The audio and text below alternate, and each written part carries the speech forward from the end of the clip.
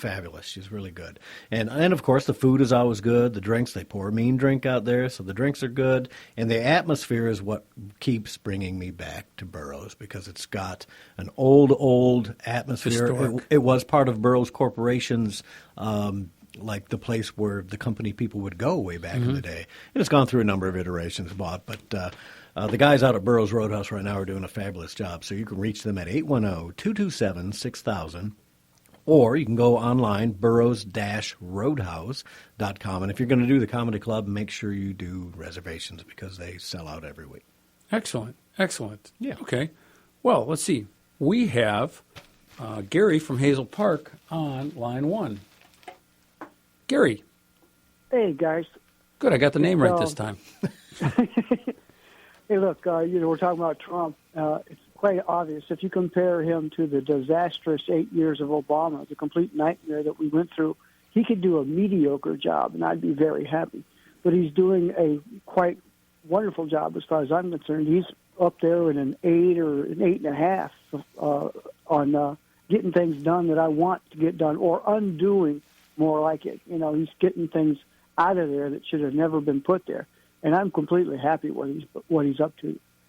You're absolutely right. And one of the things that is going on with Trump as the president is this whole Congressional Review Act, where basically called CRAs, where Congress can review certain things and basically undo them, reverse them, and the president can sign that now. And they've been pretty successful at doing some of those things. Land management rules rescinded, regulations restricting firearms for disabled citizens. I don't know if you remember the story about the people that older gentlemen that would have to have somebody else cash their check. All of a sudden, they're found unable to or disqualified for having ownership of firearms. Guns, yeah. Yeah.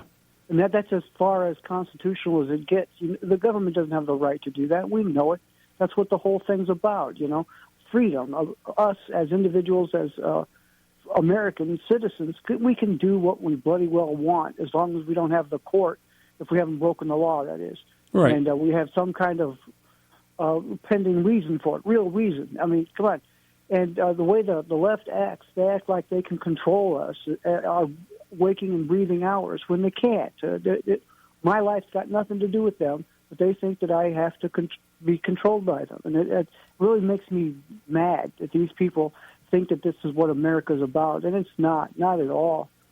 One of the things that Obama had put in place towards the end in the last few days in his dying gasps was that he had put through a rule that said that states could not forbid payments to Planned Parenthood. And that's been reversed. So now states have the ability to deny funds to Planned Parenthood. That's a big plus in my book. Do you know how grand, I know I'm wishful thinking here, that if we could get 1,000 guys like Trump in office? Wow. Yeah. 1,000 years of Trump. Don't go there. I don't go there because you're just fueling the fire for the liberals on that one. But, as we talk about these good things, once again, it's like the lady in the airport that Gary met. Other people have their own view about it. What we think is so great, what we think is so disastrous about the Obama administration, the others are lamenting that it's all going away. It's all going away, as if it was anything good in the first place. They lament Obamacare being threatened as if that's some great thing, not realizing how fail it is. Yeah. What else you got, Gary? Talk that up to the media because they don't tell the truth. They twist and lie, and they're purveyors of lies. They make up stuff just to twist the citizens. That's right, and that's why you need to go to thedailydrift.com, www.thedailydrift.com. It's the news you need to know. Great segue, Gary. See, we should have you on more often. Thanks, Gary. Set us right up for that one. Anything else? Okay, take it easy, and I'll see you. All right, talk to you later. So people can call in, 734-822-1600. Love getting those calls. The first 100 days of the Trump administration, if there's something you like, if there's something you don't like. I tell you what I don't like is the way the media, and even Fox News will do this. I see these pundits on Fox News doing the same thing. Oh, all of a sudden Trump is a complete flip-flopper on China because he's asking China for some help with North Korea and saying, you'll get a better deal with us if you help us with North Korea. It's called negotiation. It's called negotiation. Did not anybody read The Art of the Deal? You flip. Who the wrote that book? flip-flopping. Who wrote that book? The man he stated the harshest of opinions while running as a in his campaign, while running as a candidate. Did he stake out a negotiating position? Is that what he did? Yes, exactly. He went to the wall and said, "This is it. I'm going to build a wall. It's going to be giant. It's going to be huge." And then later on, he said, "We're going to knock it down a little bit. We're going to do fences in place, and some places we may not need it. We'll do whatever." And people call that flip-flopping. It's called The Art of the Deal, folks. This is what it is. For crying out loud, read the doggone book. If you don't know what Trump is already, read the book. People are just ignorant. This is not flip-flopping. This is a man who started with a negotiating position and is modifying it to make sense. Let's review here real quick the rules of the Senate, because we got Neil Gorsuch through with basically the Harry Reid rule, or what they call the nuclear option, and we could do that with a judge. We could do that with judgeships. That was what was established. But still in all, the rules, the Senate rules still say that you have to go the filibuster route, if you want to put it that way, or cloture. You still have to get, 66 votes in the Senate to get legislation passed. And we have to remember that we are not guaranteed 66 votes in the Senate. We like to say that, we control the House and we control the Senate and we control the White House.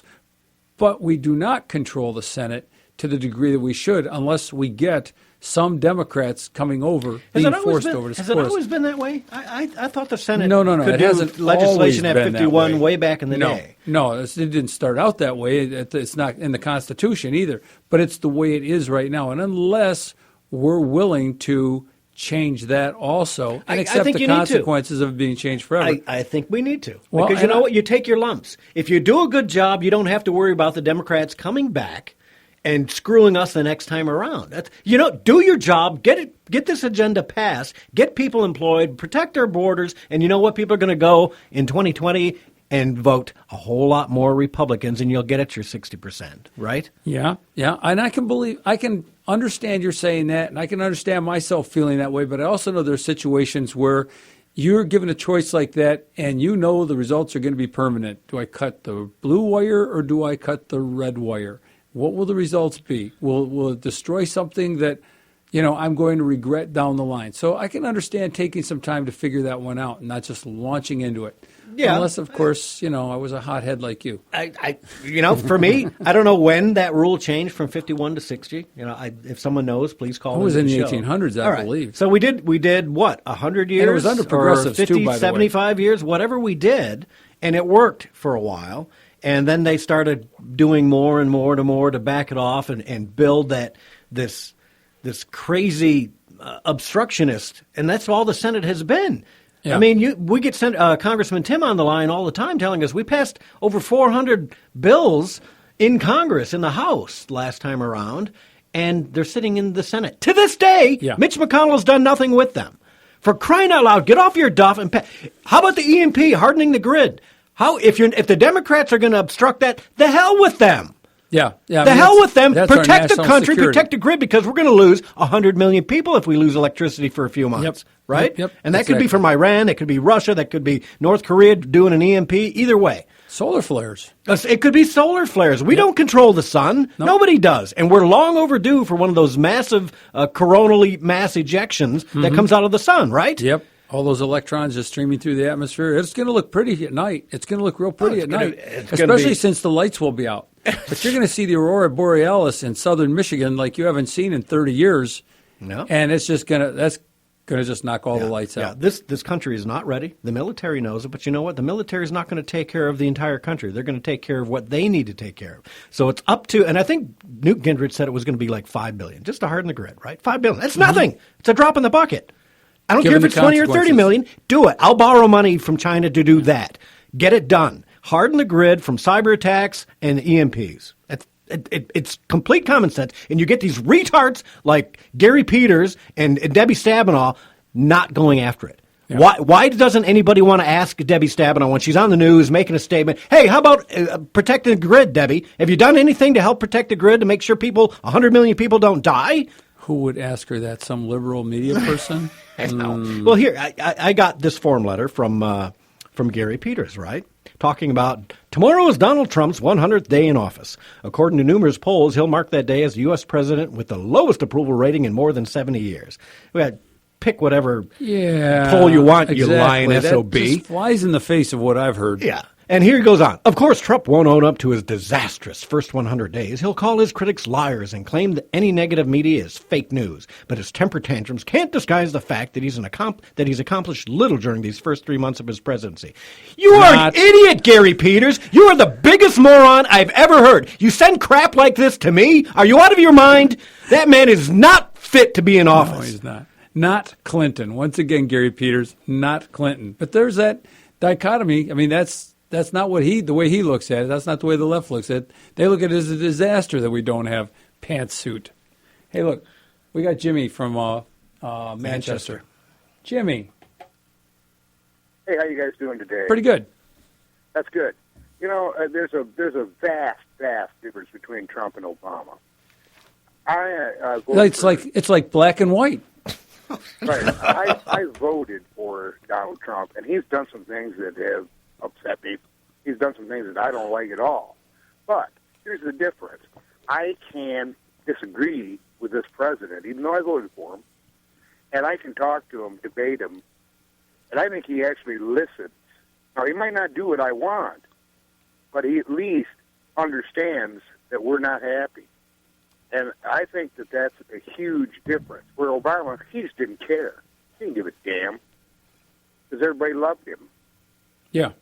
You know, I think racist if you disagreed with him. I think in terms, when you say something like you just said, I think in more local terms, such as I work for a director of operations. He has a much bigger view and bigger responsibilities than I have. And I go before him and I say, I think we should be doing this, this, and this. And he'll listen. And sometimes he'll lean towards what I say, and sometimes he won't. Sometimes I don't even hear why not. We just don't. And I don't hear, well, why aren't we? And I get a little resentful, and then I find out later, oh, there's something I wasn't allowed to be shared with, but there was another reason for doing that. And I think in terms of Trump along those lines. I mean, he's privy to a little more information than I am. But I think in general, not Hillary, Neil Gorsuch, General Kelly, turning away people at the border. I mean, yeah, wow. Yeah, and Mathis too. Yep. I mean, there's a great guy. He's the one that told Trump that torture's bad. He's the one that said, you don't want to do that. That's crazy. And he's supposed to be this hawk. Yeah. and he's because he's a soldier. That's why. There's a big difference between when you go into a job like that and you actually served in the field and led men in the field, you kind of have a better understanding of what's going on than somebody that was in business or whatever and winds up there. The Dick Cheneys of the world that were Secretary of Defense. Nah, you never served a day in the military. You have no business being there. I believe that. Right? Have you heard of the story, The Emperor and the New Clothes, right? The Emperor has no clothes, right? Yes. Yeah, the Emperor has no clothes, or the Emperor's new clothes is the way the story is. And I was telling somebody just the other day, it's been my experience over the years, over my career, that some emperors, you can tell them they have no clothes, and they get upset when they're told they have no clothes, and basically you're looking for a job. There are other emperors, you tell them they have no clothes, and they appreciate you telling them, and they make a course correction. I think Obama is the former. He would not want to hear he has no clothes, and I think Trump is the one that would say, thank you for telling me. Now I can make a course correction. Yeah, and Jimmy, he's been making course corrections. You and I are not always happy with it, right? Right, exactly. Of course not. Yeah, I never expected to get. I understand the way the man thinks. I've read his books, and he, you got to understand that he comes out. He's a negotiator, and he asks for something completely, totally outrageous that he'll never get. And that way, when he backs off, pay for it, and looks reasonable, he gets what he wants. Yes. And that's how you. Haven't you ever bought a car? How many people have never? Jimmy, I'll tell you the story. I've told this story before. When I was 19, I ended up being a car salesman. Right, I walked into a dealership.